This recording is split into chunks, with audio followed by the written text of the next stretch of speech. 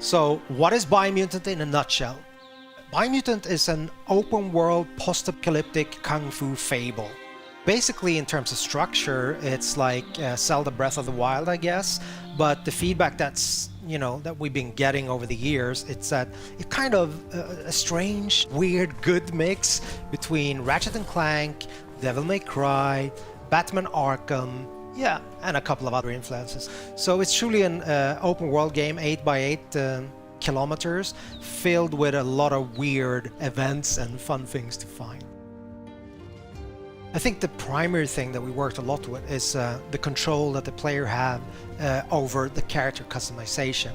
We have the possibility for the player, to set the attributes, and in Biomutant, that's tightly connected or integrated with the way that the character looks.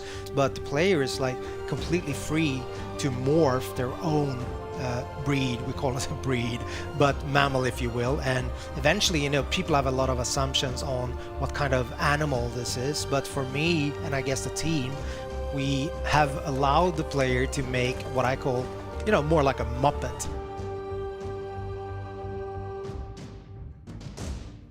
And with character customization, it goes all the way down to crafting bits onto your clothes or hats or pants or whatnot.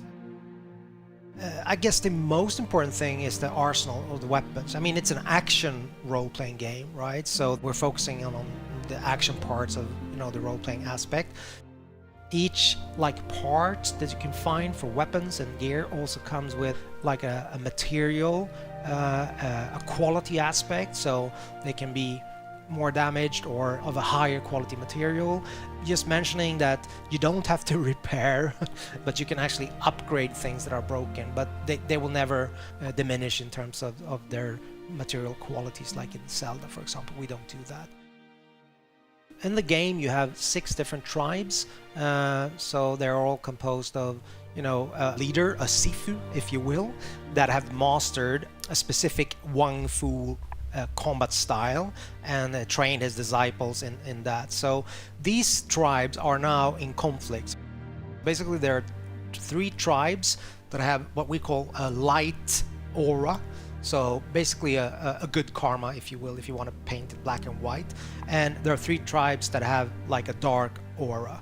Eventually, at the start of the game, you will find that you have to choose an ally, so one of these 6 tribes. As you move along or go further into the game, you're free at any time to change your allegiance.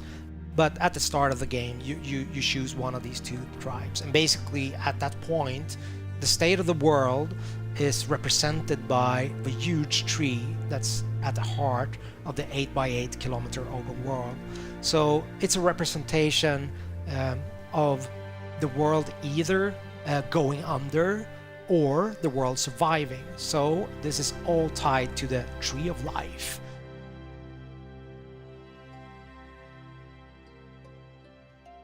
A light or a tribe, they want to save the world, so make sure that the tree survives, and also then uniting the other tribes, whilst allying with dark or a tribe would mean the opposite.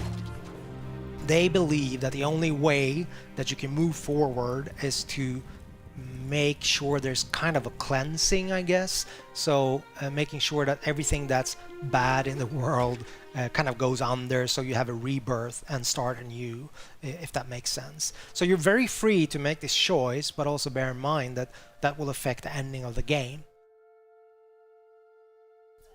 Obviously, game being called Biomutant has to have some form of mutations slash abilities, right? There's quite a wide range of them. Primarily, we have the Biomutations, so those are kind of more physical abilities, if you will. For example, you can spawn a mushroom in front of you. That has multiple uses, if I just use that one as an example, in terms of creative freedom for you as a player. Combining this jumping up on the mushroom with, let's say, just electricity shooting out from your fingers, like the Emperor in Star Wars, or once the character is airborne, like your enemy, just going up there, unleashing some other kind of strange abilities. I don't want to go into all of them. But the other aspect is the psi mutations. So those are more like your, X-Men style abilities, if you will. Like, for example, levitate, which again can give you both exploration opportunities, but also then you can use it in combat in conjunction with other abilities, and obviously ranged combat. So that will give you an advantage, I guess. You're wanting to keep on exploring the world because you're wondering what's going to be, around the next corner.